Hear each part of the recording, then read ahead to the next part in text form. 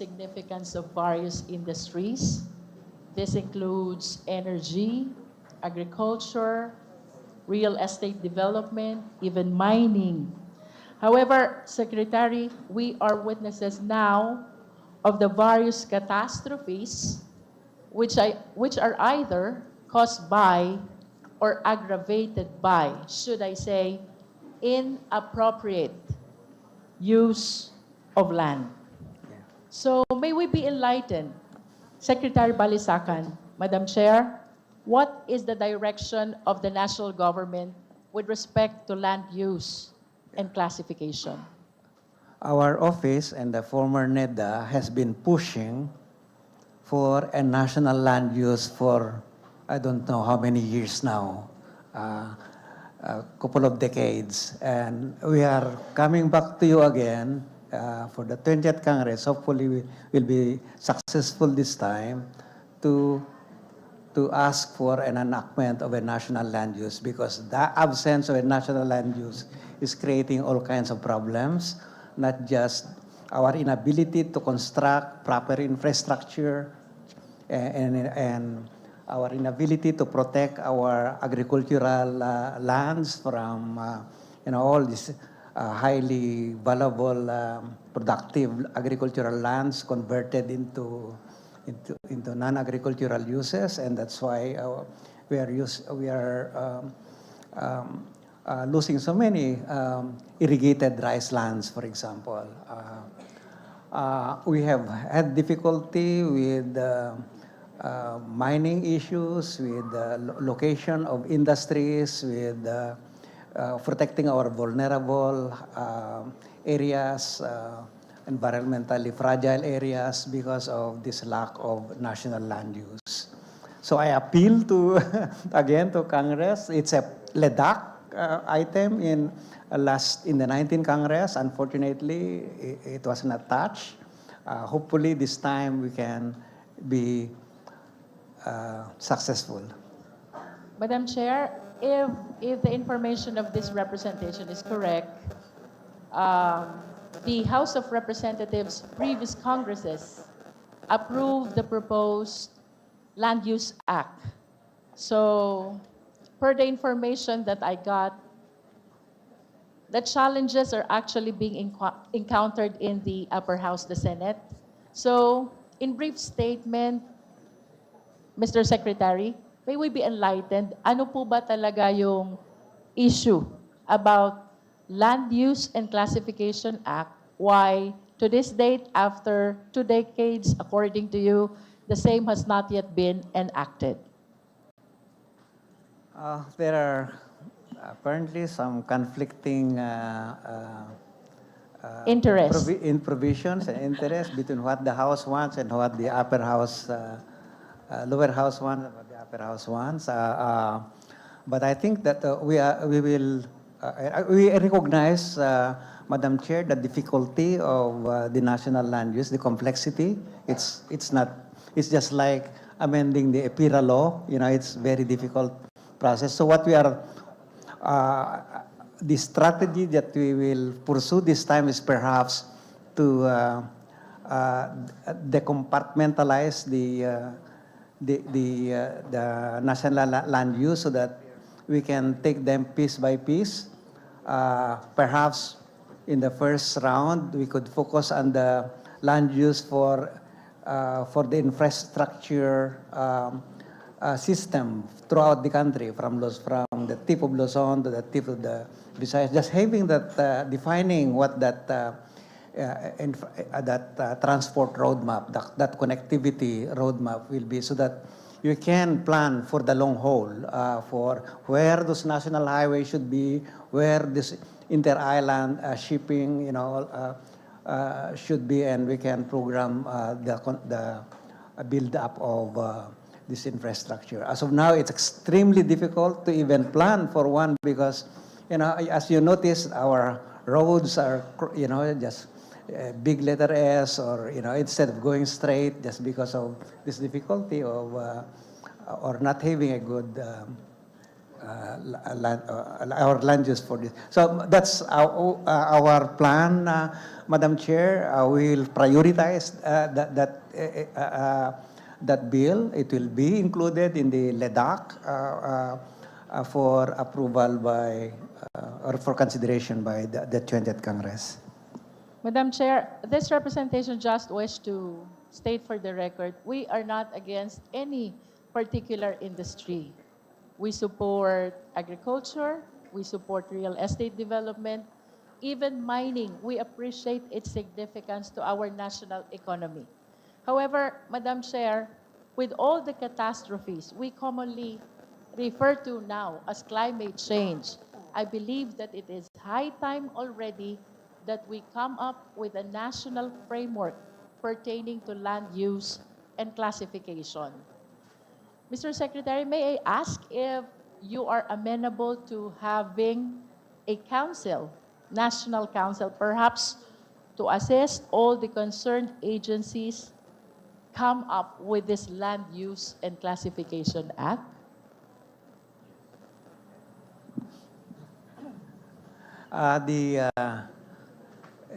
The National Land Use Committee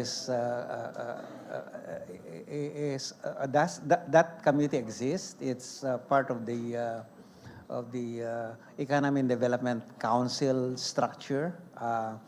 For now, that's serving as the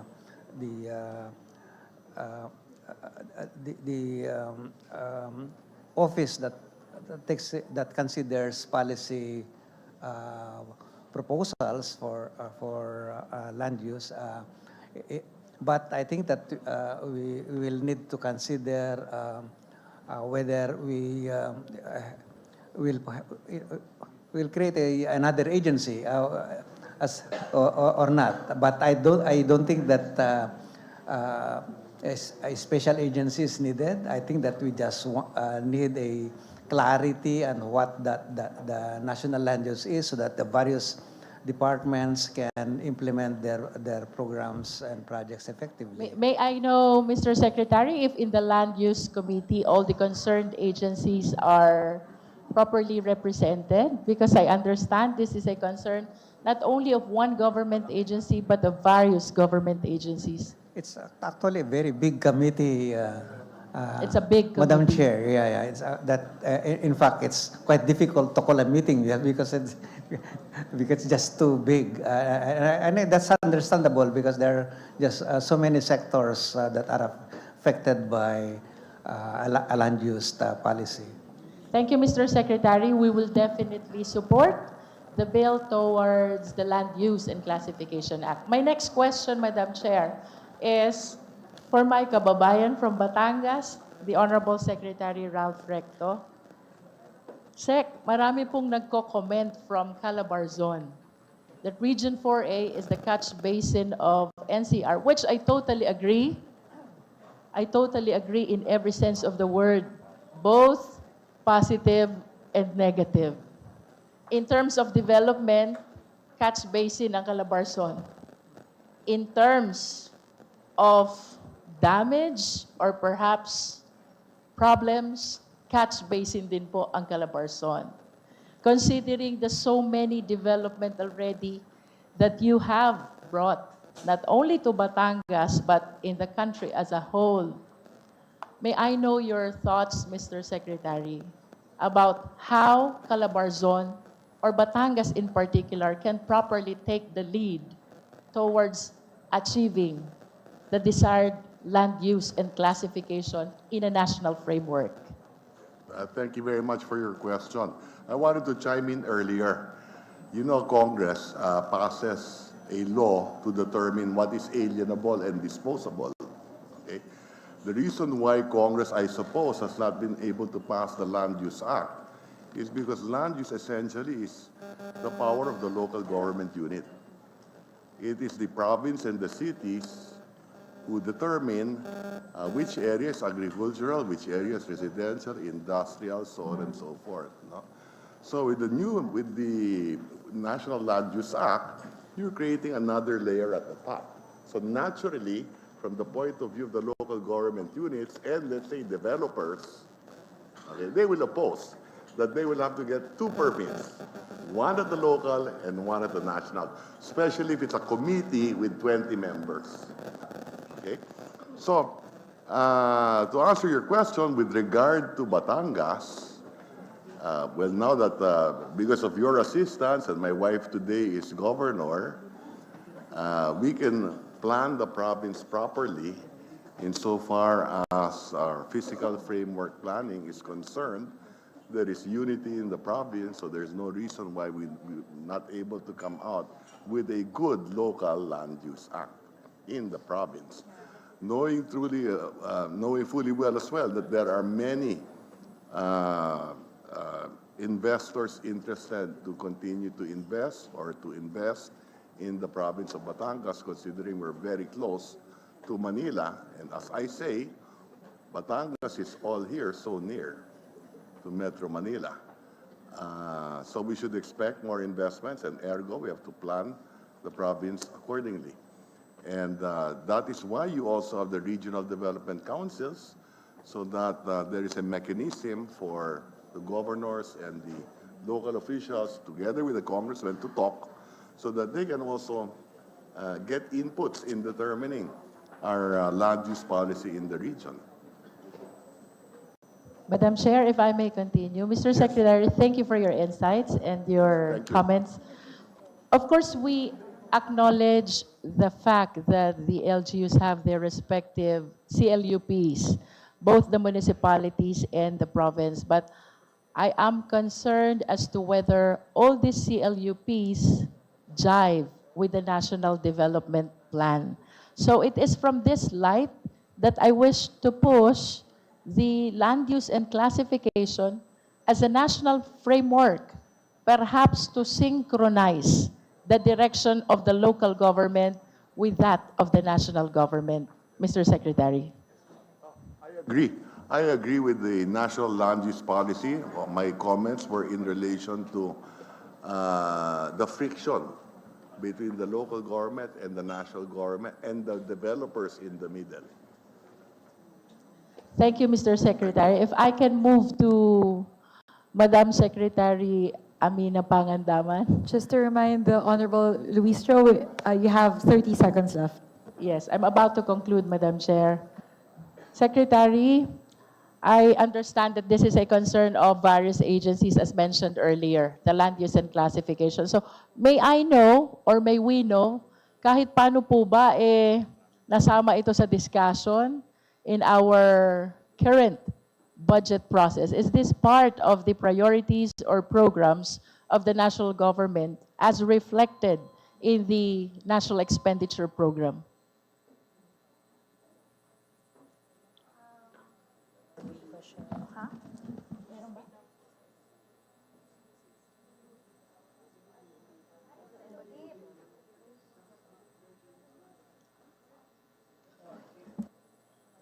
Meron po bang na-touch somehow among the several items of the NEP of different agencies that address our concern on land use and classification? Before the Secretary answers, that will be the last question, ma'am. Secretary Pangandaman, please respond. Yes, Madam Chair. There's a provision of technical assistance to local government units in the preparation and updating of comprehensive land use plans and zoning ordinances. The budget is under the DSUD, and it has a budget of 196 million pesos, Madam Chair. Mr. Chair, can I make 1 minute conclusion? 1 minute. If we allow that, other members would complain because hindi rin sila pinayagan previously, Madam Chair. I beg your indulgence. You can also sign up for the next round, Madam Chair. All right. Thank you, Mr. Chair. Thank you, Madam Chair. Next on the list, on the part of the majority, may I call on my kababayan, Congressman Tony Roman. Magandang gabi sa inyo lahat. I guess this question is to the DBCC or anyone who cares to respond to the questions. As we all know, we in government are all problem solvers. Okay, the last major problem we had was flooding. Karina and Habagat happened before the submission of the budget. I don't have the specific dates. What kinds of adjustments did you do or make in the budget to address the flooding problem?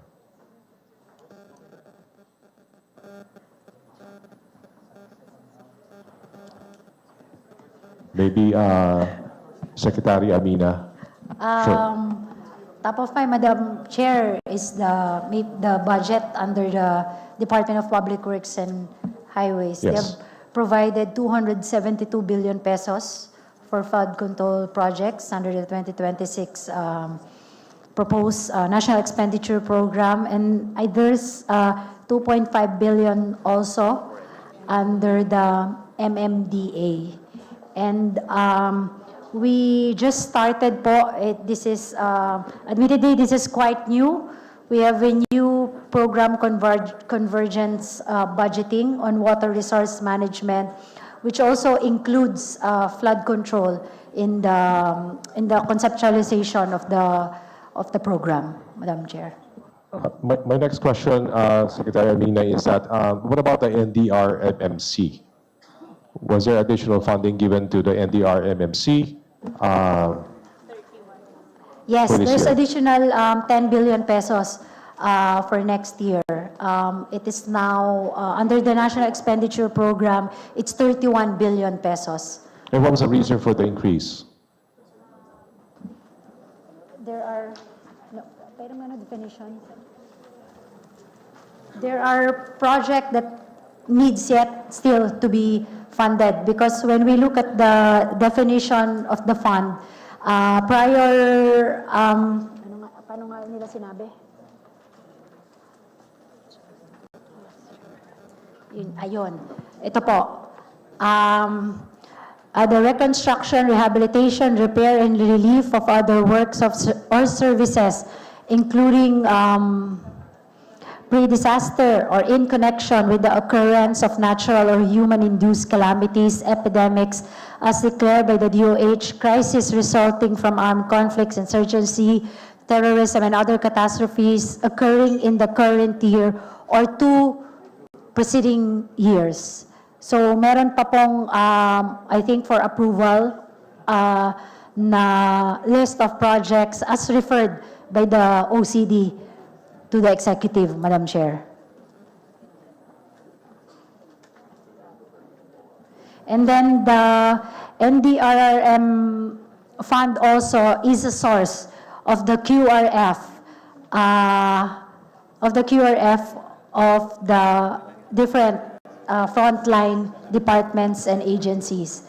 Meaning, you will see po in the proposed budget that agencies like DPWH, DSWD, DEPDev, they have QRF fund. 3%, they can actually request for an additional fund po for the QRF at ibabawas po siya doon sa NDRRMF fund po. Magiging source din po siya, Madam Chair. But Madam Chair, Secretary Amina, aside from the QRF and other programs responding to flooding, is there any budget provided for disaster preparedness other than flood control?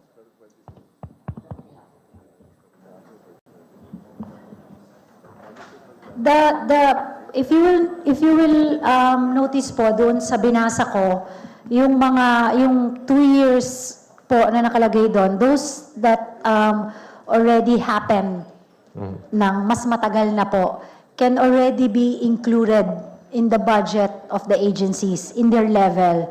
And then, if necessary po, while this is not identified, assuming it's really necessary, we can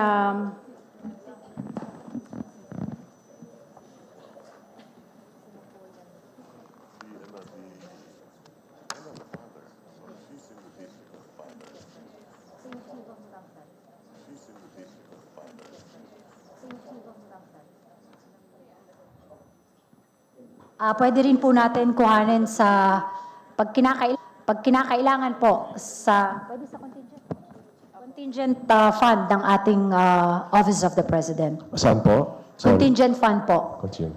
Office of the President. Saan po? Sorry. Contingent fund po. Continue. What about specific funding for master planning, drainage master plans done by perhaps a DPWH, if in fact it has, it's its mandate to do that? There is an allocation of 1.48 billion pesos under the DPWH budget for master plan, Madam Chair. 1.48 billion pesos. Tama? Yeah. I just, Ang tawag po nila ay Integrated Flood Resilience and Adaptation 1, Infra 1 project. And- It has three outputs. One, improvement of strategic flood risk management planning through capacity building of national government units. Output two, development of flood protection infrastructures. And three, strengthening community-based flood risk management. Mainstreaming from the local development plans and capacity building. And I know that there's a lump sum also under the Department of Public Works and Highways in the preparation of feasibility studies of projects. So pwede rin po. Pero feasibility po yon in preparation of a possible master plan for flood control, Madam Chair. so how does this budget compare to the previous year's budget? Is that, does that represent an increase or decrease or of the previous year's budget, or the budget stay the same?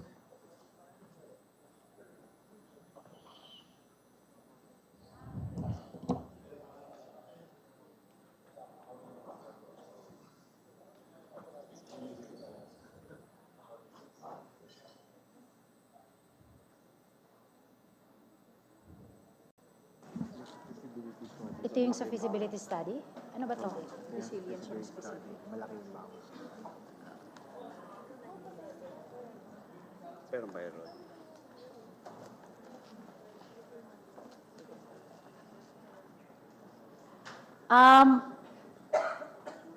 For feasibility studies, nag-increase po siya if we compare it to the General Appropriations Act. Because the General Appropriations Act only provides for 1.7 billion pesos, and now the NEP has 19.457 billion pesos, Madam Chair.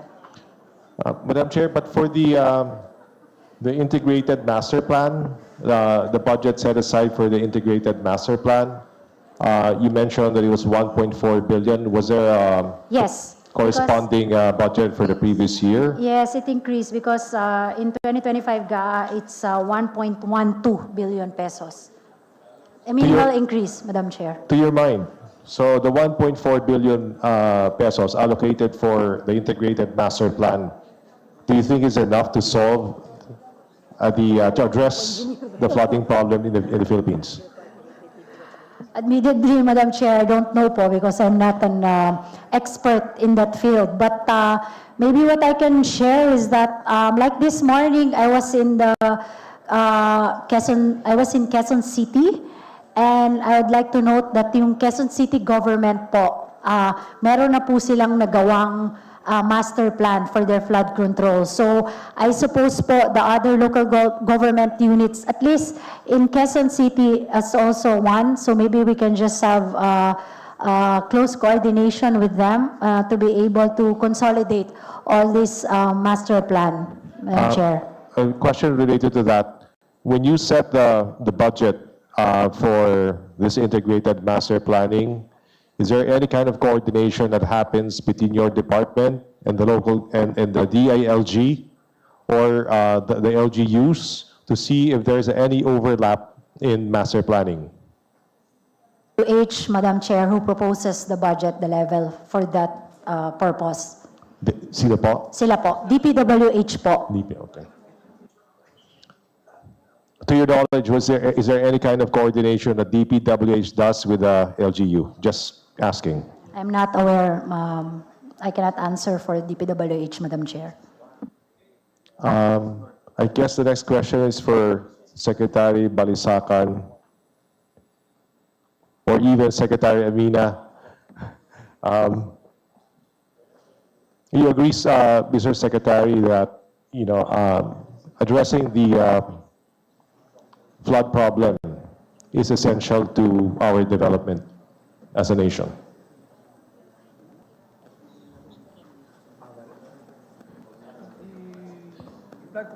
Itong problema natin sa baha ay hadlang po sa ating development bilang isang bansa. Definitely, flood control, floods have high cost to society, Opo. and because first it displaces people apart from casualties, and this destroys assets, and these are very painful, very costly for low-income groups, because this when they lose their assets, then they basically fall into what we call poverty traps, and recovering from that is extremely difficult, especially for a country like us, where social protection is not that well developed, insurance is not well developed, and so it's a very costly, and that's why for whatever limited resources we have for flood control, they must be used wisely, diligently, and efficiently. We believe that,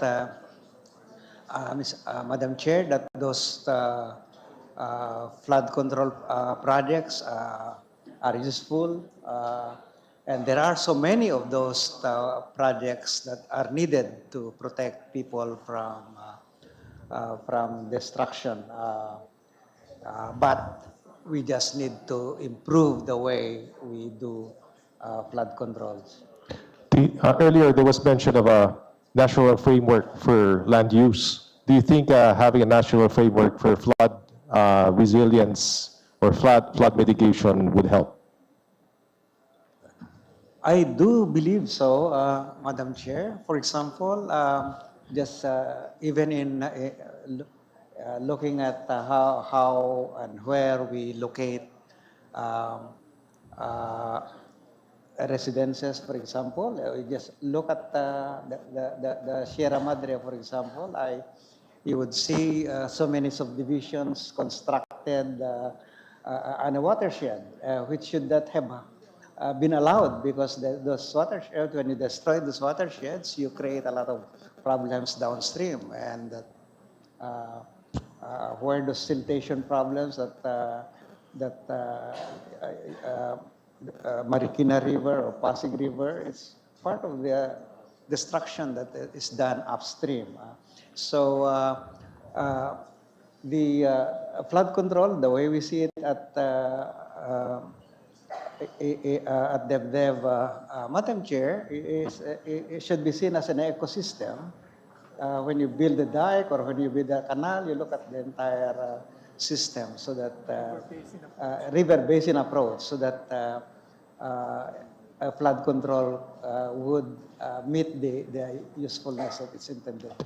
Tingin niyo ba if we capacitate the LGUs to actually protect the our natural barriers, as you mentioned, the wetlands, the mangroves, the riverbanks, and also empowering them to actually protect, legal defenses such as easements? Do you think that would help? Definitely, Madam Chair. And in terms of having a national framework, do you feel that integrating flood-related data and also enhancing its interoperability, for example, data from Pag-asa on weather forecasts, data from NAMIA on water data, data from DPWH on the flow of water and water level, the data from NDRMMC, the data from DPWH on the infrastructure data, having a sort of like a centralized data would help in master planning, in a better execution of the integrated master planning that was mentioned earlier. Before the Secretary would answer, Rep. Roman, please wind up. Thank you. Yes, definitely. I think the flood control project should be science-based, should be data-based, should be evidence-based to ensure that those projects will be effective, efficient, and least costly to government. Okay, the last question, because I'm winding down or winding up.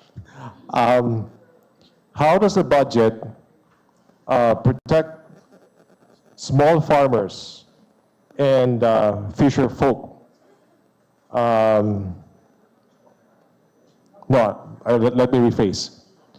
Looking at the present budget and the programs for farmers and fisher folks, how would you break down the budgets? How much is spent for farmers versus how much is spent on fisher folk?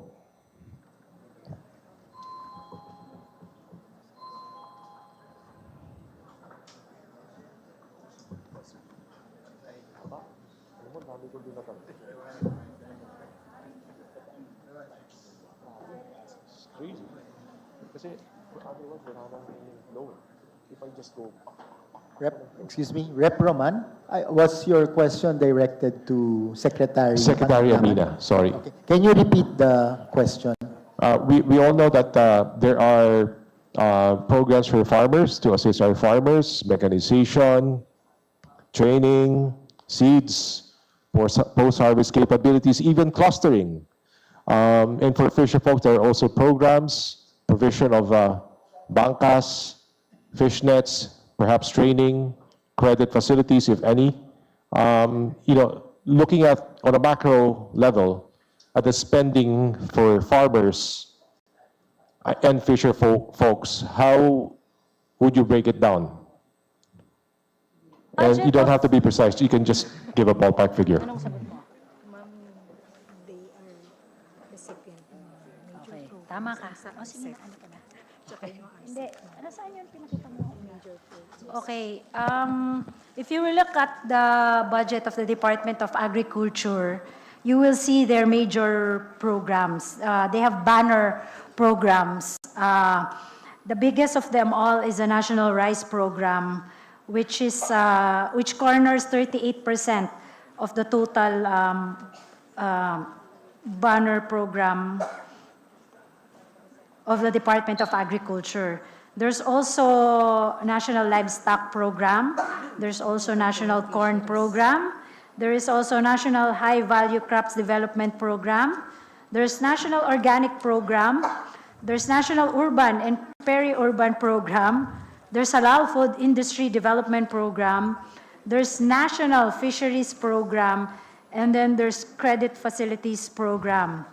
So if you look at the budget of the Department of Agriculture, I guess the entire budget will actually correspond to the needs of our farmers and fisher folks, Madam Chair. But I was asking about the breakdown, like which has, like the ratio. Excuse me, Rep. Roman, that was the last question. Pwede po She didn't tayo answer. sa next round. Madam Chair, is it okay if we submit? It is Yes. it's quite thick. They have different programs and projects under the specific banner programs of the Department of Agriculture. I think that will do. Okay. Okay, We'll thank submit to you. the committee, Madam Chair. Thank you, Secretary Pangandaman. Thank you, Rep. Roman. Next, to ask his questions is Deputy Majority Leader Zia Adyong. Please proceed.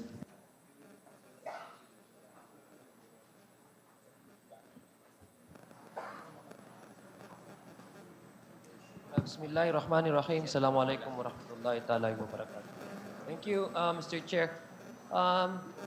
Mr. Chair, I guess no one in this room will disagree with me if I say that we cannot even start discussing about progress without first discussing about peace. And recently, Mr. Chair, the President SONA, in fact, a portion of the President SONA, speaks about the various successes we had already obtained when it comes to rebel returnees. And rebel returnees in those problems that we were facing previously, Mr. Chair, have already been substantially addressed. Now, Mr. Chair, I noticed in the document that was submitted by DBM that there's a new addition to their Project Convergence Budgeting Program, which is in fact the PAMANA program. And just recently, Mr. Chair, the Moro Islamic Liberation Front has approved their memorandum discussing about the possible or the temporary stop of the decommissioning process, which in fact affects the entirety of the BARM structure, considering that in this coming October, we will be holding the first regular BARM elections. And we all know, Mr. Chair, that under the peace process, there's two tracks being undertaken between the government of the Philippines and the Moro Islamic Liberation Front. One is the political track and the other one is the normalization track, which basically this memorandum of the MILF is worrisome to a point that I'd like to know first, Mr. Chair, since the President's priority also is to pursue peace and development in Mindanao. I'm sure Secretary Amina would be more than willing to answer these questions because we came from the same area. Mr. Chair, I'd like to know from the PAMANA program is the one actually handling the decommissioning. Am I correct, Mr. Chair, Secretary Amina? Yes, Madam Chair. Yes. And is the good secretary aware of this new development when it comes to the decision of the MILF Central Committee to temporarily suspend the decommissioning process? Yes, Madam Chair. I just got hold of a copy of the memorandum from the MILF yesterday. I just saw it online, Madam Chair. And then just recently, Mr. Chair, also I also came across an article where Secretary Galvez also mentioned, basically saying that the allegations of the MILF has no basis whatsoever because according to them, they have already delivered what has been committed to deliver to the MILF. So I just want to understand, Mr. Chair, in terms of budgeting for the PAMANA releases of these livelihood packages, because that's the counterpart for the decommissioned number of decommissioning officers, decommissioned officers of the MILF. Do you have the baseline data as to how do you manage to, for example, prioritize the number of, and the budget that you will be allocating for the PAMANA program? Do you have, for example, Mr. Chair, the baseline for the increase probably or the decrease of the PAMANA program intended for the success of the normalization track?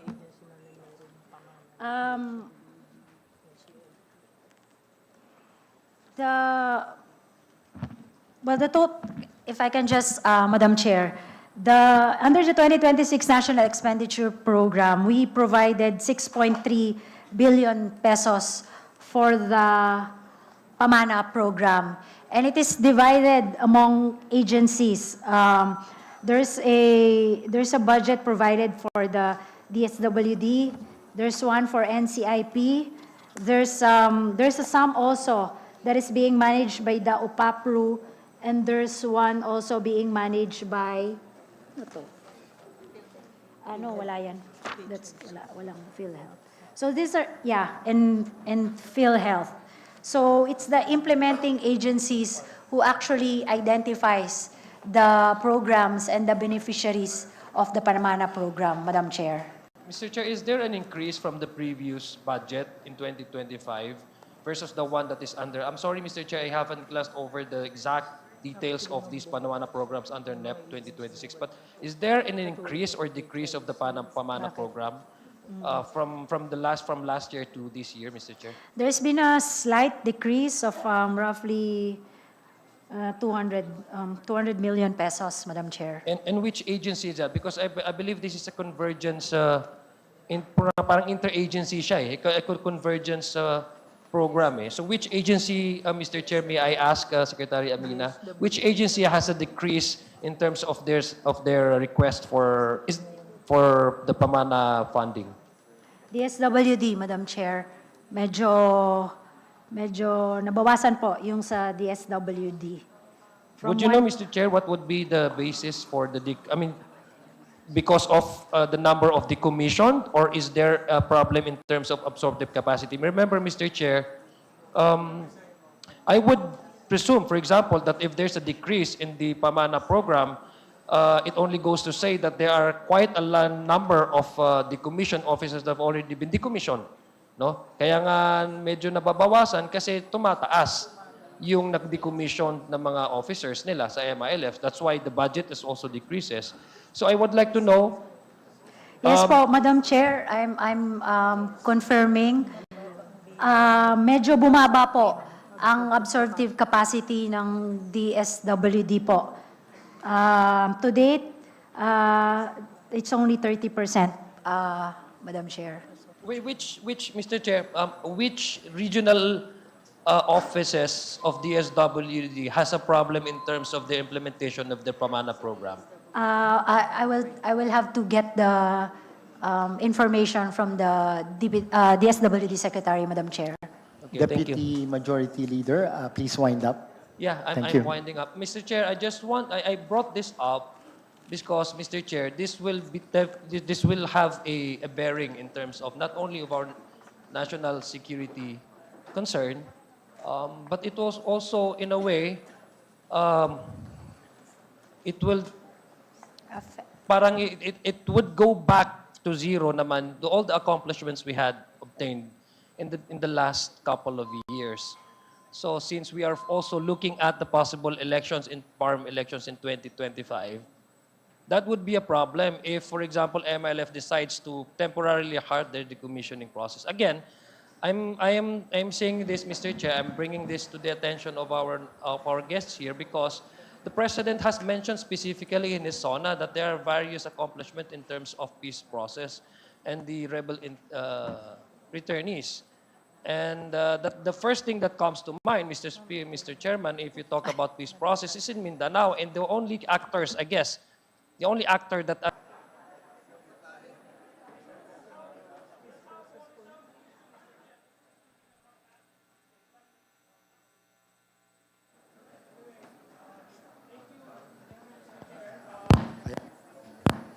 Okay.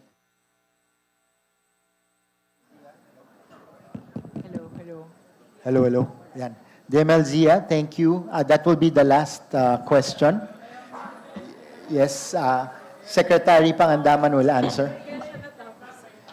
Oo, baka kailangan po natin pakinggan yung... Please propound your last question, DML Zia. Thank you. sige, Mr. Chair, ganito na lang, Mr. Chair. May I request, Secretary?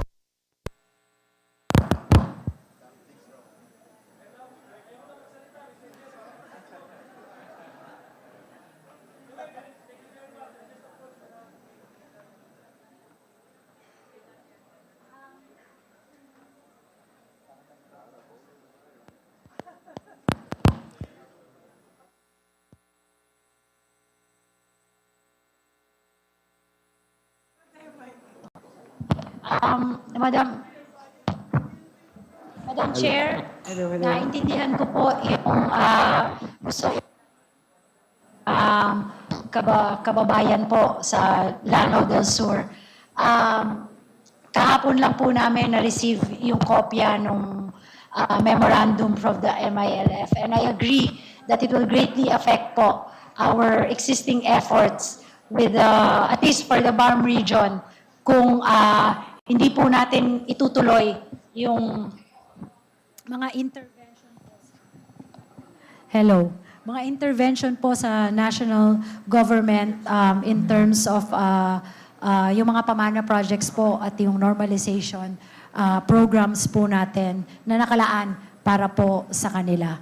But we will have to sit down with the departments, and of course, we'll raise the concern po to the Office of the President and to our Executive Secretary, ito pong matter na to, Madam Chair. Thank you. Thank you very much, Mr. Chair. Ayoko na magkaurapan ng interruption, so I will stop. Thank you. Thank you, DML Zia. We apologize for the technical interruption. Thank you, Sec Pangandaman. So next on our list, Representative Filimon Espares. You have the floor. Thank you, Mr. Chair, and good evening. Sana wala nang interruption masyado. Hello. Okay na. Thank you again, Mr. Chair. Now, most of my question halos nasagot na rin, no? Natanong na rin ng ating mga kasamahan. But then I have only one concern, Mr. Chair. As I see the presentation ng ating DEPDev about the Philippine Development Plan for Economic and Social Transformation, I have a concern here, Mr. Chair, with regards to my sector, no? The cooperatives. Ang tanong ko dito is, paano natin ma-maximize ang participation ng ating sector on this matter with regards to economic participation or development and social justice, or even in this particular, the poverty reduction on even job creation. Dahil recently, Mr. Chair, yung ating mga cooperatives in the ground, medyo nahirapan na rin. Just because of some issuance, no, ng ating agency, particularly sa Department of Finance,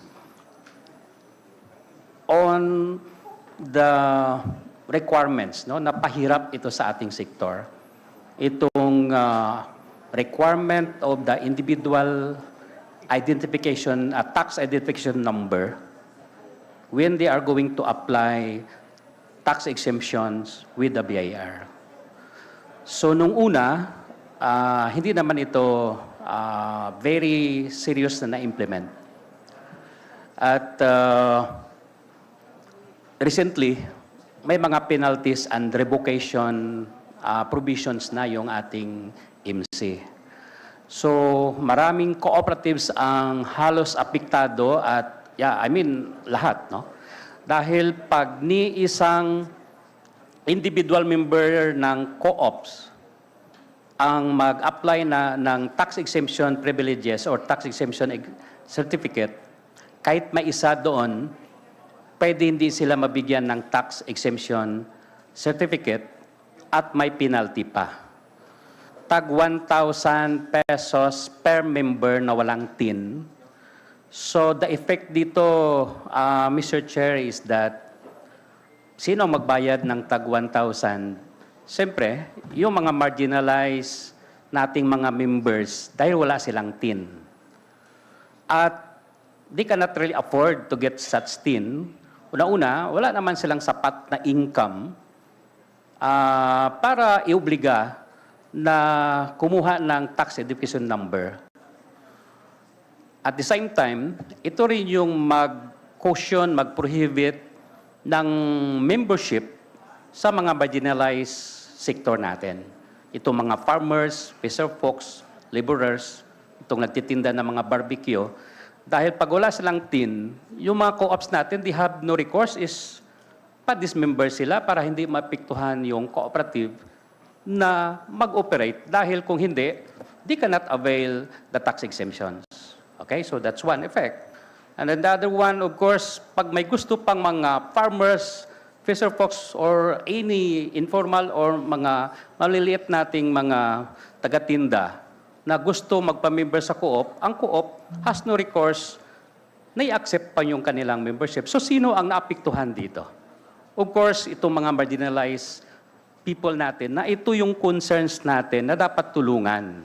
Sila yung unang apektado dito.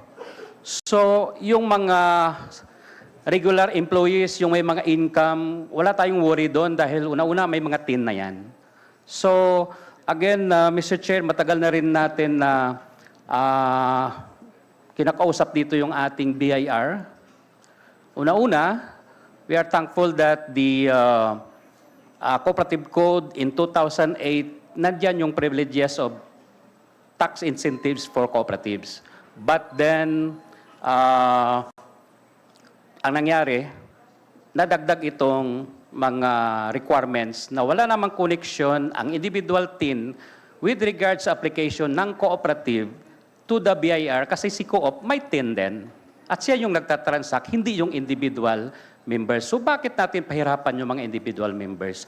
So again, Mr. Chair, Mr. Secretary, sana makumit nitong through this briefing natin, no, na sana kunin na itong tin. Kasi wala naman itong connections at wala naman talagang maibayad itong mga maliliit nating mga marginalized members ng ating cooperative. So, imagine mo, ang daming co-op sa Pilipinas, kung we are serious na malaki papel ng ating cooperatives with regards to socio-economic development and social justice, sana i-consider na wala nang tin na i-require ang individual. It's only the cooperative who would be really doing its such requirement. So yun lang, Mr. Chair, sana makomit ng ating Secretary tonight. Your points are well taken. We will take a second look at the policy. My understanding is that the reason for this particular policy is that marami mga fake cooperatives. And that's why the BIR sought to impose a tin among members. Mr. Chair, But I understand the wala point. namang connection yung individual membership with regards sa mga sinasabi natin Yeah, na precisely. mga So I understand sudo, the no? point of Representative Espares. We will take a second look at it, and we're leaning toward your direction. Okay, so we hope you could help our sector, Mr. Chair. Thank you. Thank you, Rep. Espares. Madam Chair. Thank you very much, SBC. So that concludes the first round pa lang po yun, of interpellations. There are 9 congressmen signed up for a second round. We will now be more strict in terms of the time, given that all of the congressmen signed up for the second round have already had their time during the first round. And second, because of the lateness of the hour, we've been at it for almost 10 hours. So I know our distinguished secretaries are also getting a bit tired, same as with us on the side of APRO. So we would like to request the indulgence of our members to please stick to the 5-minute rule. If you hear the first bell, that marks the 30 seconds, that you have 30 seconds left, and the second bell marks the expiration of the time. We'll be more strict. Our apologies, but we'd have to cut you off once we hear the second bell. Okay, we'll now start with the second round. First, from the minority, I would like to recognize Senior Deputy Minority Leader Edgar Edice. You have the floor, sir. Madam Chair, before I proceed with my questions, sana wag niyong bawas sa time ko. Gusto lang pong may point of clarification lang ang minority. Doon po sa 5-minute rule, saka doon sa second round, kasi po there are 280 plus members of the majority. So kung magpe-first round sila, para malilimit yung, imagine we will wait for, after 5 minutes, we will wait for 4 hours before we can have our second round. Sana po yung majority, minority, independent, majority, minority, independent, kahit na po first round or second round ay ma-observe natin. Kung po pwede lang po. Actually po, if you would see in the first round, actually hindi po ganun katagal naghintay. We were actually waiting for some of the members of minority because we kept on skipping them. But pretty much there was equal number of members from the minority and the majority who signed up. So in terms of the time of wait, it was pretty much equal between the minority and the majority. Yes, ma'am, but I'm sure in other departments, DPWH, DOH, DSWD, marami pong members. So Madam maybe we Chair. can be clarified if kung ang rule po natin is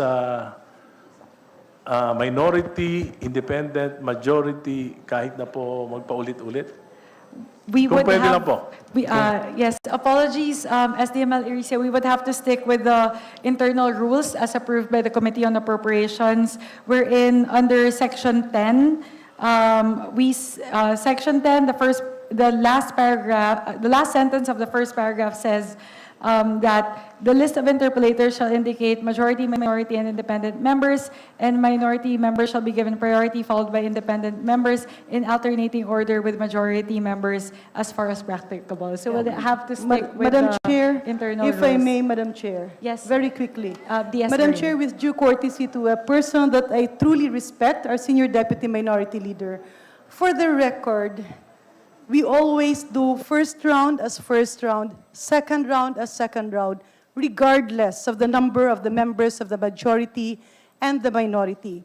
With that, with due respect, Madam Chair, maybe the Honorable Erisi can refer his recommendation to the Committee on Rules, but on behalf of the majority, that will serve as a precedent to all other committee hearings. With that, Madam Chair, may I respectfully request that we go back to the issue that is being discussed. It's now the time of the Honorable Erisi to interpolate. Yes, Representative Tino. What is the nature of the point of order? Point of order. I cite the rule that was just read by the chair with regard to the terms majority, minority, and independent. There was no mention whatsoever in those rules regarding a round 1 and a round 2. It simply said that interpellations should follow that order, is all I'm saying, Madam Chair. So in fact, Congressman Erice has a strong basis for citing, asking that the rule be strictly applied. Madam Chair, with regards to the point of order of our honorable distinguished colleague, what is the specific point that he is referring to? Was it the rule cited by the honorable chairwoman or the query of the honorable Erice? I am invoking the rule cited by the chair, which simply states that the interpellations will follow the order of minority followed by minority followed by independent, minority followed by independent followed by majority. There is no mention whatsoever in our internal rules about a round 1 and a round 2 and the minority having to wait until the end of the round 1 for them to begin the round 2. The rule, again, simply states that the order shall be Madam Chair, minority, independent, DS Green, majority. with your Madam indulgence, Chair. the subsequent rounds may be allowed by the chairperson. So the fact that I am allowing for subsequent rounds is, or like, it's permissible by the chair, but not necessary. So again, we are doing this to ensure that deliberations are done thoroughly, and we are able to scrutinize the budget thoroughly as well. But again, if it's a matter of the waiting time Yes, between the first round and the second round, may we please stick with how we've been doing it today, which is we exhaust the number of members in the majority and minority and the independent block alternately rather on the first round, and then move to the second round and do that. Would that be Yes, acceptable? Madam Chair, in order not to belabor the point, we'll just write you a letter. Maybe we can discuss. Yes, we would have to discuss, and I would have to refer that to the Committee on Rules, as this would set a precedent for all the other committee hearings as well as the plenary deliberations. Thank you, very Madam much. Chair. SML Erice, if you may please proceed with your second round of interpellation. Yes, bibilisan na po natin. Thank you, Madam Chair, our distinguished secretaries. In the 2025 budget, DOTR was, foreign assisted projects was defunded by about 157 billion. This includes Cebu Rapid Rail, EDSA, greenways, infrastructure, maritime safety and security, new ball airports, etc. Defunded po. 15 of the 14 foreign assisted projects, including the subway, Metro Manila, were defunded in the 2025 budget. Ang tanong po, ano mangyayari dito? Defunded yung ating equity. Ano po mangyayari dito sa mga proyekto na ito? Meron pa pong penalties. Isa lang po yung natira na ponduhan, yung MRT Line 3. At nagtataka po ako, hindi po nakalinya ito, bigla pong may nasingit na isang bagong proyekto na naponduhan na foreign assisted, yung pong New Cebu International Container Port. Ito po ba ay naaprobahan ng Department of the ng ating Department of DEPDev na naaprobahan po ba itong New Cebu? At bakit ito po yung naponduhan samantalang yung matatagal na mga proyekto ay defunded? Yes, Madam Chair. As I did mention earlier, yan ay gawa ng Kongreso, hindi galing sa executive yan. Ngayon, dahil hindi na dahil dinagay sa unprogram at kung foreign assisted yan, pwede pa rin mai-release yan. Ang nangyari- These were completely defunded. Wala po ito sa unprogrammed funds. Completely defunded. If it is completely defunded, then we cannot release the appropriations for such a project. Nevertheless, the point is, yan ay gawa ng Kongreso at hindi ng executive, kung kaya't ang panawagan ng ating Pangulo na kung maaari to stick to the NEP as much as possible for the 2026 budget. Madam Chair, Mr. Secretary, hindi ko po ma-comprehend. May deluge na ng budget cuts 2023, 2024. 200 billion, 400 billion. Do you think it's not your job to at least predict kung ano kung mangyayari pa ito ulit for the 2025 budget? Kasi po hindi ko maisip na you are not aware of this. Considering na ito po talaga namang mag-alter, nag-undermine ng National Expenditure Program. Like I said, we are not part of the BICAM. And yes, we are not part of but not to belabor the point, the President can always exercise his veto power. Because And that's why he the vetoed. President was undermined by these budget cuts. Yes, yes. The President did veto portions of the budget that had insertions to begin with. He cannot veto an unfunded portion in the budget. Having said that, he has authority over executing the budget. And as I did mention today, a little more than 80 billion has not been released in program appropriations. Yes. How about can I ask Secretary Balisacan on the issue of the New Cebu International Container Port? Gaano na po katagal ito na proseso at bigla na lang napondohan dito?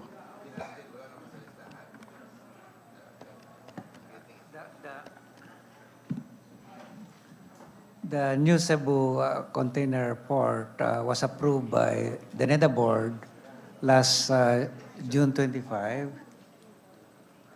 It was originally proposed on November 14, 2016.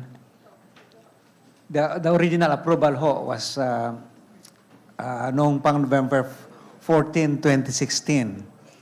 And the last reapproval of that project was last June 25, 2024. So ganun nakatagal yung project na yun ho. Approved by the NEDA By the NEDA board ho. in The- 2024. 2024 yung last, it came back, but the original approval is noong pang 2016 ho. Okay, thank you, thank you. Next question is,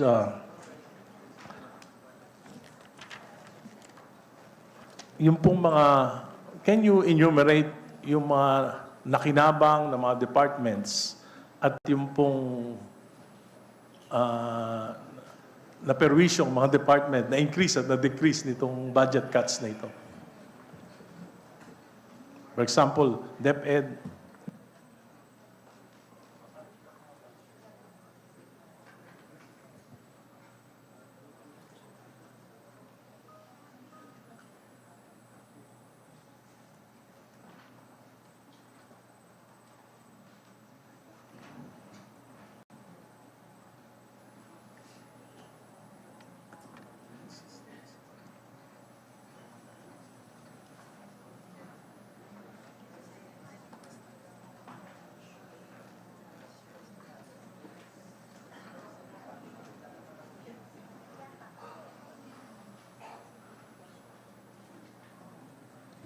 what was the question? Kung ano ang perwisyo ng budget cuts? decrease and increase of different agencies Well, affected by the budget yes, cuts. Once you increase the unprogrammed appropriations in the budget, it destroys the fiscal planning of government to begin with. So, potentially, if you increase the unprogrammed by 300 billion, and assuming we had, by 300 billion, then the fiscal pressure is plus 300 billion. So that's one on the fiscal side, no? Pangalawa, if you want to maintain that deficit, kailangan bawasan mo yung program. Kung magre-release ka ng 100 sa program, kailangan bawasan mo yung program ng 100 din. Para yung deficit mo pareho lang. In particular, you cannot enumerate the agencies affected by these budget cuts. Well, clearly, the departments whose budgets were transferred from program to the unprogram, those budgets, the releases will have to be delayed because you will have to wait for excess revenue coming from the Treasury or Department of Finance. So, What are malaking these- perwisyo. Malaking perwisyo. What are these, Secretary, what are these agencies? Yung pinakamalalaking naapektuhan ito. Yeah. Okay. Malalaking agencies na affected by these budget cuts.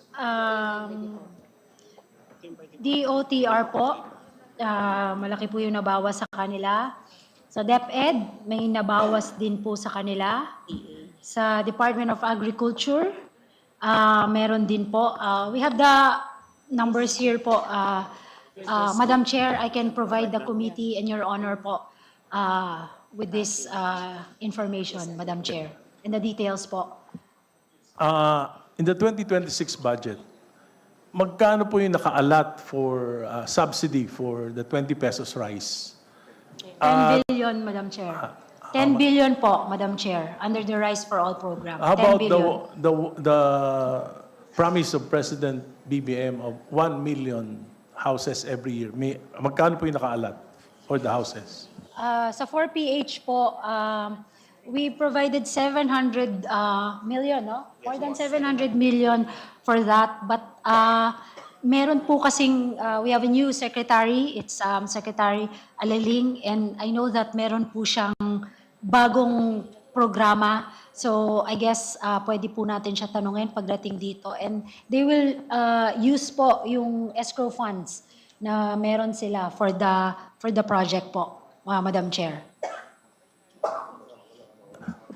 Yung mining po is a major industry. Yung ating bansa po is one of the top 10 countries with so much mineral resources. Pero maliit po yung revenue na nakukuha natin. Primarily because of some disconnect in, for example, there are companies who holds millions of hectares of claims, MPSA, pero hindi po nagagalaw. May policy, yan yung po isang policy na problema. Second, ang dami pong mga mining claims na MPSA pero ang nagpapatakbo foreigners instead of getting FTAA, which we can get at least 50% share, nagiging 4% lang po yung sa excise tax. Ano po yung plano dito ng SDML, Department of Finance. SDML Erice, please wind up. Sa DOF, Rector, please respond. Yes, yes, we will look into it, but essentially it's a DNR giving these mining claims. But I agree with you na dapat repasuhin ng DNR to, and you know, there should be a policy of use it or lose it as well. Do you think it would be beneficial to the mining industry if we transfer from the DNR to the Department of Trade? That's something we can look into. The mining industry should be at least managed by the Department of Trade rather than DNR na meron para may conflict of interest sila in terms of environmental protection. We will consider your suggestion. Thank you, Madam Thank Chair. you. Maraming salamat po, SDML Erice. We move to our next colleague. May we call on Vice Chair Lian Leviste. You have the floor. Thank you, Mr. Chair. In the interest of time, I would like to roll together my questions into one statement and hope that the economic team could provide any comments. To solve the classroom shortage, we propose that the local government support fund under the DBM be allowed to be used to build classrooms, and that I understand there was a previous internal memo by the previous DOF prohibiting the use of the PWH budget for local projects for classrooms, and wonder if from the previous DOF, and wonder if the current DOF would allow the use of the DPWH budget for local projects to be used to build classrooms, in hopes that, in line with the President's direction, more of the budget can be allocated towards not only DPWH, but even local governments to help close the classroom shortage. All this will require is a special provision in the budget, so it is Congress, not really the DOF. So all you have to put it is in the special provision of DEPDev, that you allow, for example, that the building of classrooms, the budget with the DEPDev can be used either by the DPWH, the DEPDev itself, or the local government. So we will support it. Thank you, Mr. Secretary, and hopefully the DBM could also allow LGSF to be used for building classrooms. Yes, they're subject to our guidelines because we also want the identification of school buildings to be validated by the Department of Education. Thank you.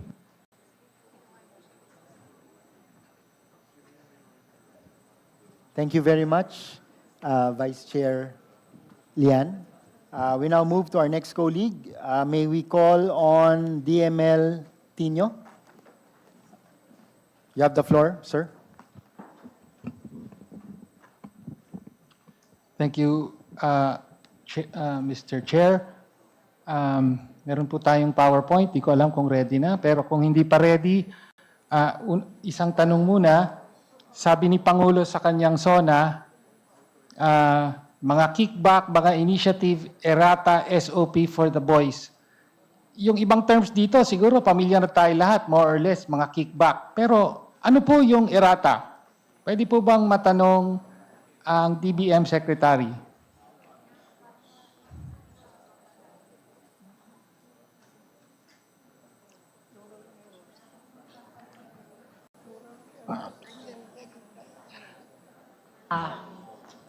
Ito po yung mga programa o proyekto, Madam Chair, na gustong ipabago ng mga departments and agencies, Madam Chair.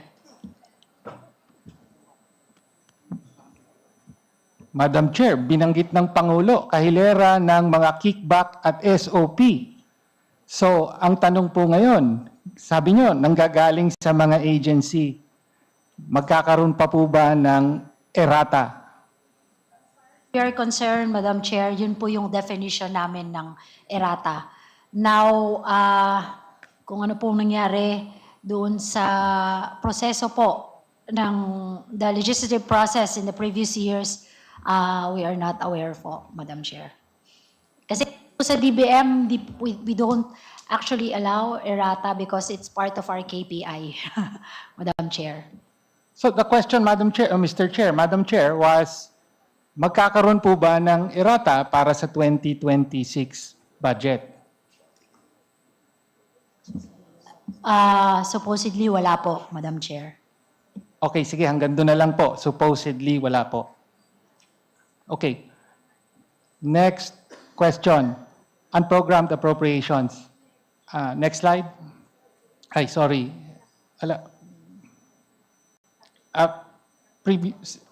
Next slide. Previous slide. Naubos oras. Previous slide. Okay. Madam Chair, yung oras ko naubos. Okay. Okay. Historical na graph from kailan ba yan? 2016 to 2025 ng unprogrammed appropriations. Is it fair to say na from 2022 to 2025, walang kapantay ang paglobo ng unprogrammed appropriations sa ilalim ng Marcos Jr. Appropriations? 2023, 807 billion. 2024, 731 billion. 2025, 363 billion. Whereas in previous years, 100 to 200 billion lang. Tama po, Madam Chair. Walang kapantay. So, bakit po? Next slide. Punta na po tayo dun sa graphic na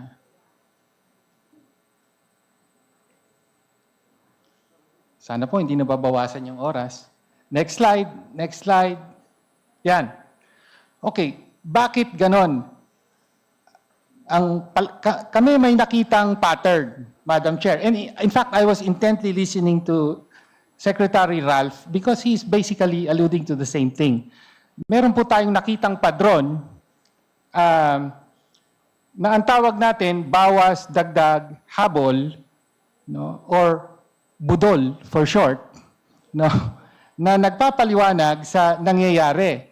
Ibig sabihin, binabawasan yung programmed funds at nililipat sa unprogrammed funds yung mga item, yung nababakante sa programmed funds, pinupunuan ng insertion, yun yung dagdag, tapos yung mga programmed funds na nilagay sa unprogrammed, hahabulin ng excess revenue, through excess revenues. So yun po yung bawas, dagdag, habol na padron. Okay, to illustrate, 2024. Step 1, bawas. Step 1. Next slides po. Next slide, next slide. Naku, nauubos oras. Step 1 po, step 1. Yan, okay. 2024, NEP. So, sinabit po ng DBM para sa MPBF, particular yung item called lump sum for compensation, 89.9 billion. Nasa NEP po yan, DBM nang galing. Pero pagdating sa GAA, 1.009 billion na lang. MP, pang-sweld, nakalagay, lump sum for compensation adjustment, pang-salary increase. 89, naging 1 billion. Do you confirm, Secretary, na ganun ang nangyari?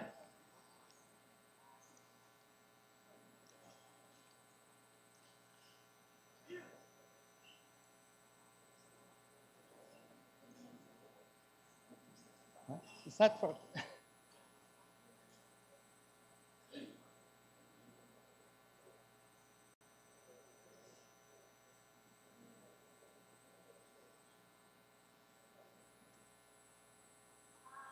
I'm not sure of the exact number, Madam Chair, yung 1 billion, pero I'm confirming na nabawasan po yung MPBF during that time, Madam Nabawasan po, kasi GAA naman yan eh. Okay. So, ano nangyari dun sa pera para sa compensation?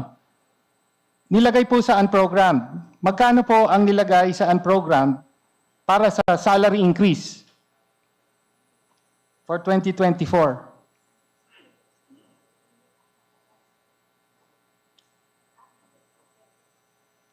40?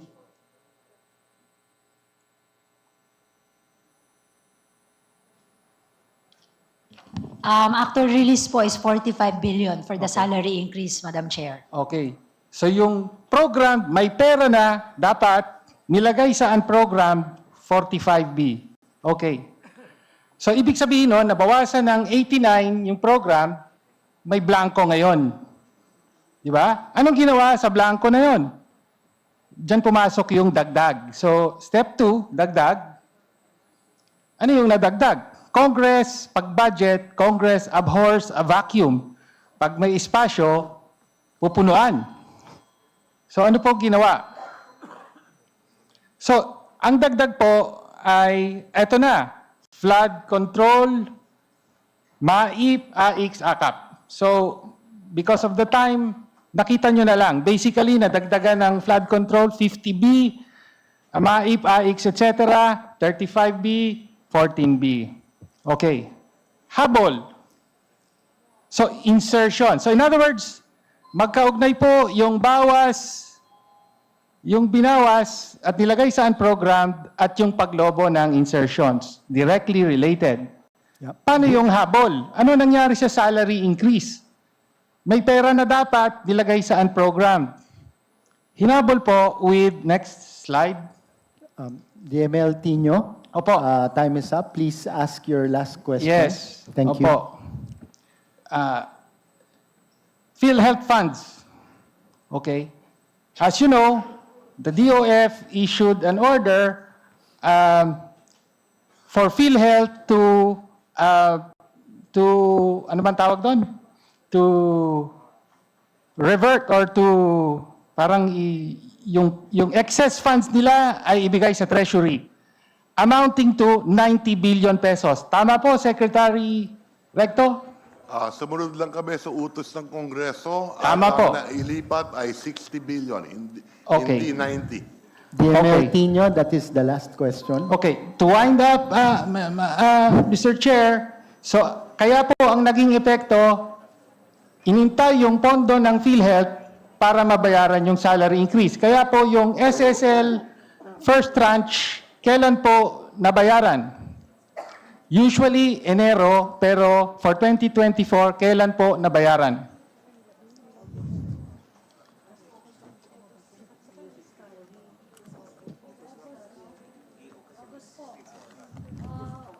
August po. August. So, retroactively binayaran yung from January. August po. Never pa po nangyari yan ever na pag may salary increase, January matatanggap na dapat, pero this time it was August. So, ang punto po ay yan po ang modus na nakita natin sa paglaki ng unprogrammed funds, no, at paglaki rin ng congressional insertions. And in this case, klaro po, ang nadehado ay yung mga empleyado who had to wait 8 or 9 months for their salary increase at yung pondo ng PhilHealth na yun ang ginamit. So, ang tanong lang po, will we see the same pattern again for the 2026 budget? Sa bahagi namin, syempre, hindi tayo papayag na mangyari ito. Kaya nga, pinapaliwanag natin ang modus na ito. Let me hear. Maraming salamat. Makarinig na lang DML po Tino. ng sagot from DBM. Okay, one final answer from DBM. Tapos we move to the next. Ayaw po natin na mangyari yon, Madam Chair. Okay, thank you. Maraming salamat po, DML Tino. Thank you, Secretary Pangandaman. Susunod po, we call on Rep. JJ Romualdo. The floor is yours, sir. Thank you, Madam Chair, Mr. Chairman, Your Honor. I have actually 3 questions only, Mr. Chairman. Your Honor, first, I would like to ask a question to the Department of Finance. And may I ask if the Philippine debt to GDP ratio is at 60.70%, while we are mid-range compared to Malaysia with 70.4 and Thailand with 63.7.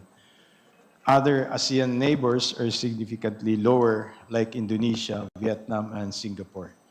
Is this already a strong, stable position considering that our debt is rising? What will be our posture to reduce this ratio to below 60%, and what is our target by end of the term of President Bongbong Marcos in 2020. Yes. First, Your I Honor. think it is manageable. As I did mention during our presentation, that we do have credit rating upgrades, number one, which show that it is manageable. Number two, we have a fiscal consolidation strategy. As I did mention as well, that we started at 8.6% deficit. It's down to 5.7. We intend to bring that further down in 2020 to 4% and to 3.1% by 2030. So yes, that is the fiscal strategy. And by the time your debt to GDP will be below 60%. Thank you, Your Honor. Now, is there a possibility that the government, particularly the Department of Finance and Bangko Sentral ng Pilipinas, focus on collecting non-performing loans from government financial institutions like Land Bank of the Philippines and Development Bank of the Philippines? Because I think there were reports that in 2024, the estimated non-performing loans, or NPLs, across the banking sector is around 524.31 billion, Mr. Chairman, Your Honor. And how true that writing off or restructuring huge loans may be politically safer than pursuing its recovery aggressively, Mr. Chairman, Your Honor. Mr. President, my understanding is that the Land Bank has NPLs of roughly 3.5%. That is within industry standard, more or less. Still very safe according to the BSP. And of course, it is the policy of Land Bank to be able to collect all the debts from its borrowers. Okay, thank you, Mr. Chairman. And does banks set aside buffers to absorb non-performing loans, Mr. Chairman, Your Honor? Yes, consistent with regulations of the BSP. What is the effect on that, Mr. Chairman, Your Honor? If it sets aside a buffer, then it is unable to lend more. Yes. Yes, okay, Mr. Chairman. During the last Congress, we had several hearings in the House Committee on Banks and Financial Intermediaries. We heard of legal and bureaucratic hurdles in loan recovery. It was so slow-paced and costly for Land Bank of the Philippines and Development Bank of the Philippines. And there were rumors that there might be connections, thus complicating enforcement, Mr. Chairman, Your Honor. And considering that there was this question that we questioned that meeting that since 2019, supposed to be it was foreclosed, but it was not foreclosed, and there were negotiations, but the borrower never bothered to pay the demand letter from these two banks. And unfortunately, it's so unfair because this company or corporation are still doing business without paying the loans. At the total between Land Bank and DBP was more than 5 billion, Mr. Chairman, Your Honor. Yes, I'm not aware of any rumor, but if the gentleman has some information and data regarding a particular loan with Land Bank and DBP, feel free to give it to me, and I will personally look into it, Madam Chair. Actually, Mr. Chairman, Your Honor, Mr. Secretary, still continue being investigated, and we refiled this resolution, and we had that. And I should have told you before last Congress, but you were so busy. And we had these committee hearings, and I filed that resolution. And I really cannot understand that a farmer borrowing Land Bank, or if somebody borrowed from DBP or Land Bank, naka-collateral po yung bahay, sandali lang kukunin or kotse. Pero ito, wala hong nangyari. It's been 2 years already since I filed that resolution. Although they were taking steps daw, but I can't really fathom the answer na aabot na ganun, tapos nagninegosyo, hindi na nga nagbabayad. And one thing, Mr. Chairman, Your Honor, naka-record po to during the hearing that one of the Vice President of Land Bank answered, Congressman, Your Honor, saan naman pupunta yung mga tripulante ng barko pag finorclose? Then I answered naman, Mr. Chairman, Your Honor, saan naman pupunta yung nakatira sa bahay dahil hindi nakabayad after 1 year, finorclose yung bahay. Which is which? Mauna yung tripulante. Yung tripulante, sandali lang makatrabaho yun eh. Pero yung nakatira ng bahay, foreclosed, dahil hindi nakabayad, ilan lang milyon lang yun. 1 milyon lang siguro or wala pa. Especially if teacher yun. Pero ito, billions. 5 billion. And actually, kanina, Mr. Chairman, Your Honor, Mr. Secretary, kinausap ko sila. And still the same answer. So, Yeah. Please I provide me brought with this the details. I will attention. personally look into it. Yes, sir. Thank you so JJ, much. your Thank you, time is Mr. up. Chairman, Your Honor. Maraming Thank you, salamat. Madam Chair. Thank you, Thank Secretary. you. Thank you, sir. Thank you. Thank you. Next, may we call on Rep. Elijah San Fernando. Sir, the floor is yours. Thank you, Mr. Chair, Madam Chair. Okay pa po tayo. Mabilis na lang po to. Mostly naka-address po sa DEPDev kay Secretary Balisacan. So since we are talking about macroeconomic assumptions in helping shape our national budget, along with all the growth and development targets, balikan ko lang po yung dun sa food poverty threshold natin. As we all remember, last year, NEDA said that the food poverty threshold is 64 pesos per day per person. Hindi ka na food poor pag may 64 pesos ka. And Senator Poe said that you will release an updated study come May 2025. What is the updated food poverty threshold, Secretary? Madam Chair, Mr. Chair.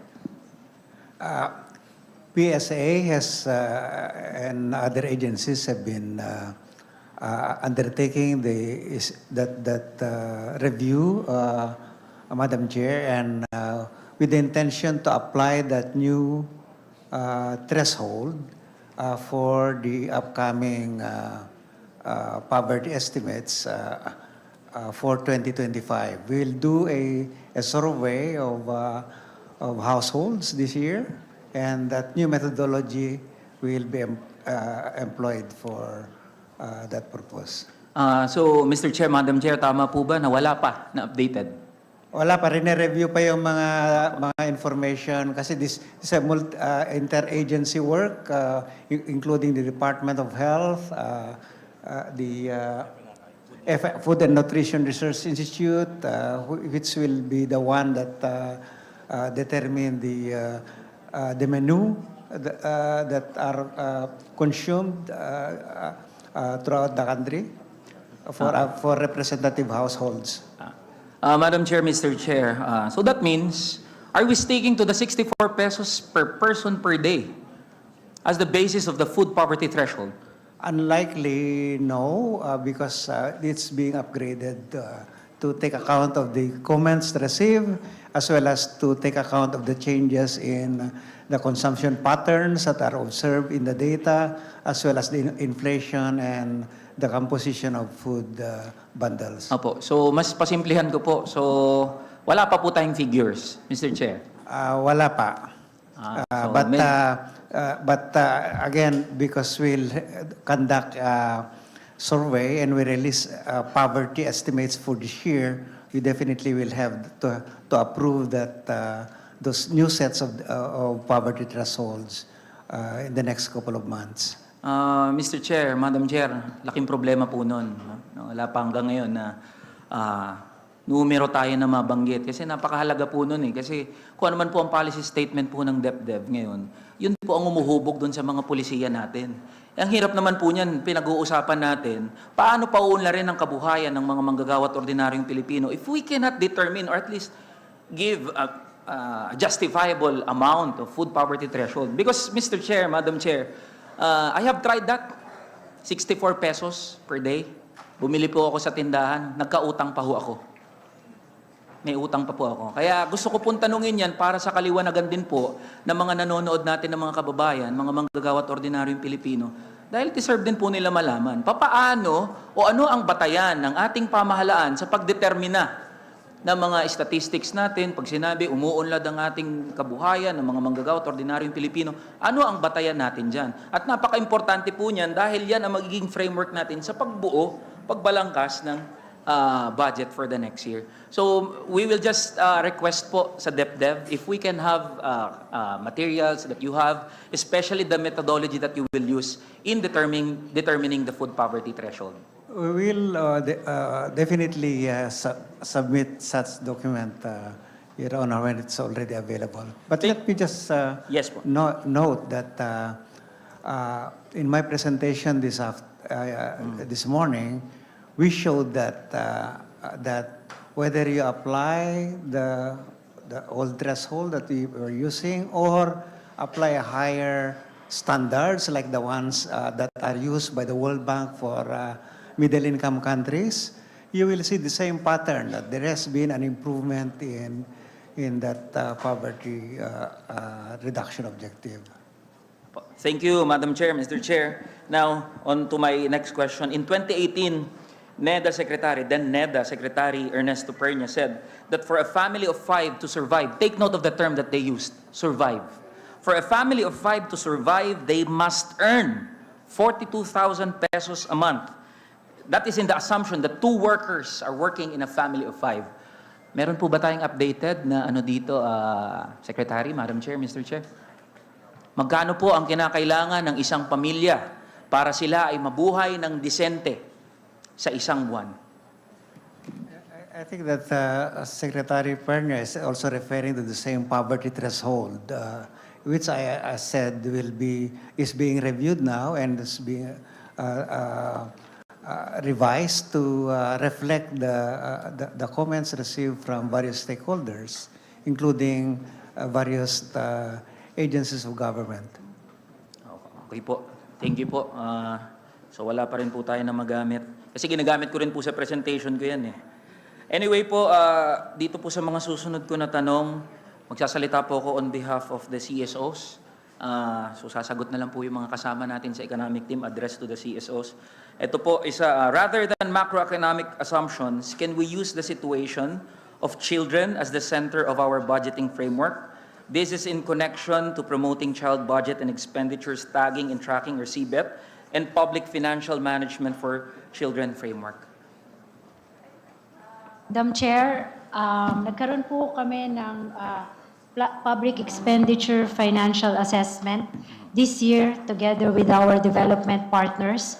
At isa po doon sa lumabas na report nila is a child PFM report. It is among the first globally. So sinimulan na po natin ito. In fact, last week po ay nagkaroon na po tayo ng signing together with the DILG and the Bureau and the BLGF po under the DOF to tag our children's budget. Not just in the national government po, but in the local government units. Madam Chair. Meron na po. Sinimulan na po natin yan. Okay po. Thank you po, Madam Chair, Mr. Chair. For my last question po, nag-text, joke lang po. So what is the rationale for the 4 later release or Schedule 2 appropriation such that DBM provides conditions for the release of certain enacted appropriations through the SARO, pending submission and satisfaction of supporting documents? So from Representative Erice's intervention a while ago, Secretary Rector revealed this morning that fund releases of certain appropriations were ultimately withheld or withdrawn based on designated parameters, PDP among them. So, but Section 74 of the general provisions of the 2026 NEP and previous iterations of the GAA stipulated the prohibition against impoundment of appropriations. It is only under the circumstance of an unmitigated budget deficit that budget impoundment can be authorized. The executive is supposed to implement the programs, activities, and projects enacted in the General Appropriations Act. What is the comment of the DBM or DOF on whether the withholding or withdrawal of fund releases can be considered impoundment, why or why not? Yun lang po, Madam That would Madam be Chair. the last question from Honorable San Fernando. Madam Chair, hindi po impoundment yung ginawa po natin sa budget natin for this year. If I may read po, Section 6 of the veto message of the President states that increases in appropriations and new budgetary items.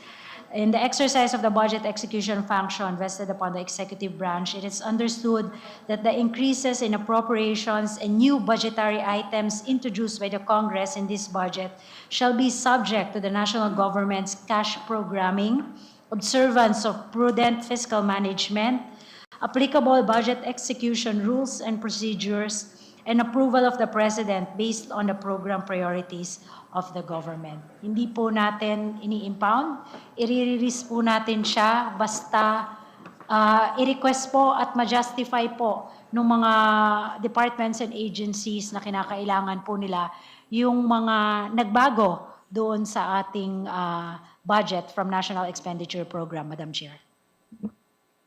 Thank you very much, Representative Fernando. Just wanted to highlight before we move to our very last interpellator, that is one mode that the CSOs can utilize to be able to participate more actively in the committee deliberations. Pwede po sila maghanap ng champions among our colleagues in Congress, mga kongresista po na willing po mag-field ng questions nila sa mga ahensya, sa ating po mga department secretary. So, thank you, Representative San Fernando, for highlighting this mode. And sa ating po mga kapartner ng mga civil society organization, sana po gamitin po natin itong pagkakataon na ito, this other mode of engaging with the budget deliberations. Thank you very much. And 10.5 hours in, we would like to recognize our very last interpellator for today from the minority, Representative Reneco. Thank you, Madam Chair. Thank you very much also to the honorable secretaries and their families for staying here. No, this will be the last interpellation. I'll make this quick na lang po. Sige. I'm taking off po doon sa presentation ng DEPDev. Naglagay po doon na merong 255 PPP projects in implementation, amounting to 3.6 trillion. And then there's some 230 PPP projects in the pipeline valued at 2.8 trillion. For me, that's a lot. It's a lot of money. It's also a lot of PPP projects. How much po ba, I'm curious po, Madam Chair, Honorable Secretaries, or particularly DEPDev, how much is the government's total exposure to contingent liabilities arising from these PPP projects? And how are they reflected po in the NEP for the next fiscal year?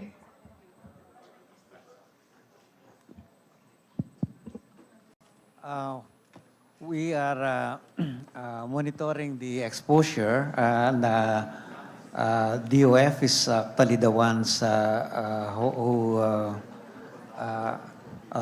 they have the specific numbers, Madam Chair, but most of these projects are actually fully funded by the private sector.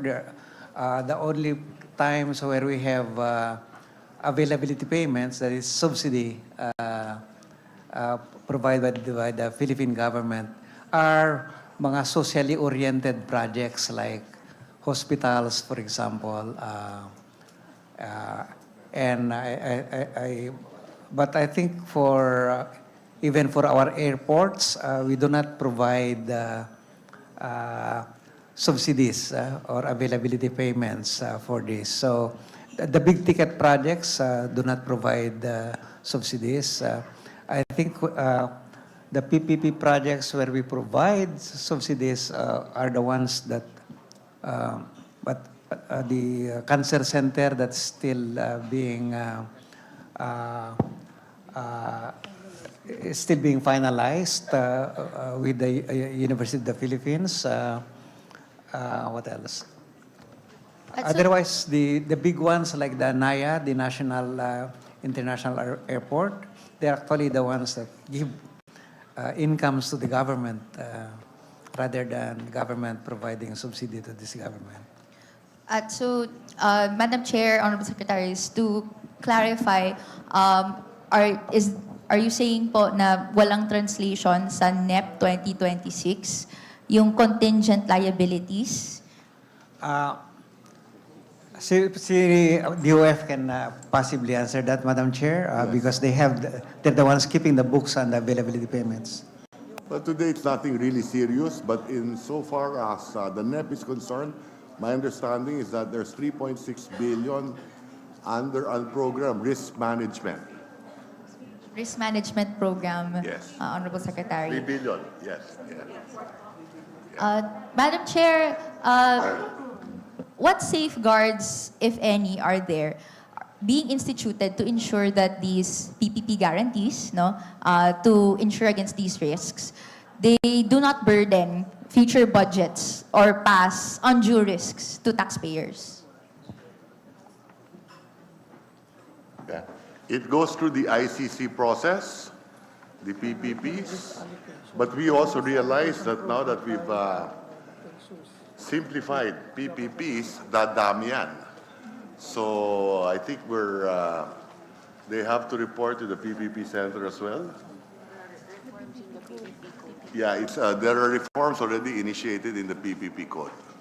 If I may also Yes, add please. that, a good feature of the PPP is there is a risk allocation formula, so that when a project fails, the risk is not shifted fully to the government.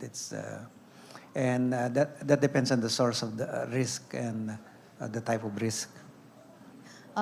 Madam Chair, thank you to the Honorable Secretaries for admitting that concern, because we're similarly concerned.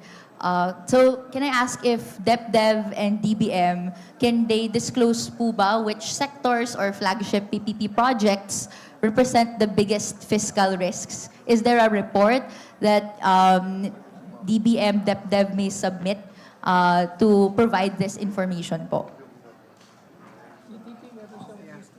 The PPP Center, which is the custodian of records for all PPP projects, can provide that information.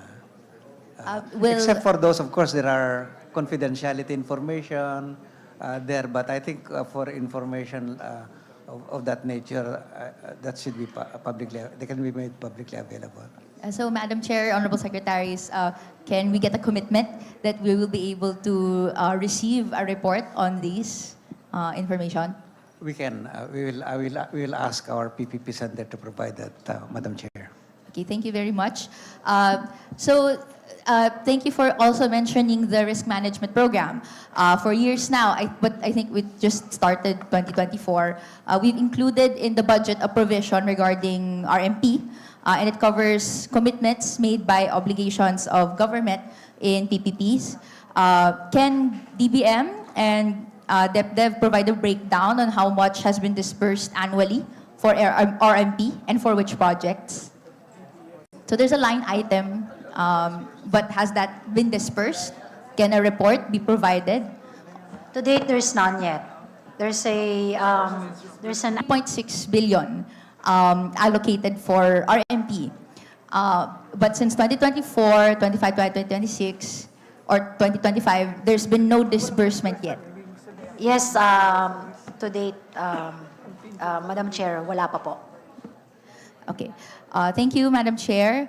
And for us, we have to raise this question of principle. There's a design for it, but for us, the risks that are borne ideally should not be taken from taxpayers. So to ask, why does government continue to assume fiscal risks on behalf of private corporations through these guarantees? Shouldn't corporations bear the commercial risks fully for their investments instead of passing them on to taxpayers? There was a discussion earlier that private sector is usually the one that invests, but there's still RMP. Maybe can Madam Chair, can I ask the Honorable Secretaries to enlighten us on the principle?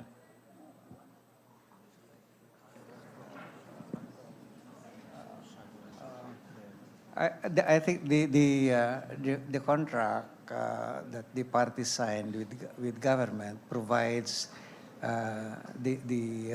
what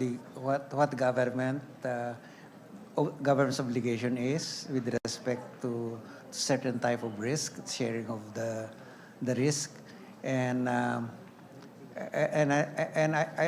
think that given that these contracts go through a very extensive discussion, including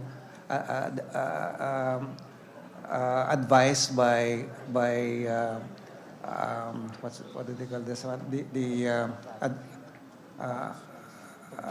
Impartial parties like the World Bank or IFC or ADB, will look into those risk issues, and only then, when it's clear what the government is facing in relation to this risk, that the contract is signed. And this would be my last question for the interpellation. Because for us, instead of assuming these risks, the budget that is provided in this line item could have been instead funneled into social services. So may I ask, Madam Chair, what is the appreciation of the honorable secretaries with why don't we instead channel it to social services? Yeah, let's put it this way, Madam Chair. We don't have enough money. Government doesn't have enough money, and doesn't have enough expertise, and doesn't have the technology in building all the infrastructure that we need. And the private sector has the money, has the technology, has the good management practices, and we invite them to come in. Now, so I guess the question is, will that sort of fees that the government will pay in if that risk materialize, more costly for government than the lack of services or the poor quality of services that people face. For example, if you have been to Cebu, the news airport in Cebu, International Airport, that's highly regarded as one of the best operated airports now, and that's PPP. The improvements that are being done with the international airport at Naya, that's PPP. I think that everyone who uses the Naya now will appreciate the kind of service that. So how do we value the service in relation to that, to those 3 billion pesos that we set aside for the taking in case a call is made about, So the social benefits are high, the economic benefits are high relative to the cost that government is facing. Madam Chair. If I may make a last comment, Mr. Chair. Just quick, expired na po yung time. Thank you. Thank you, Madam Chair.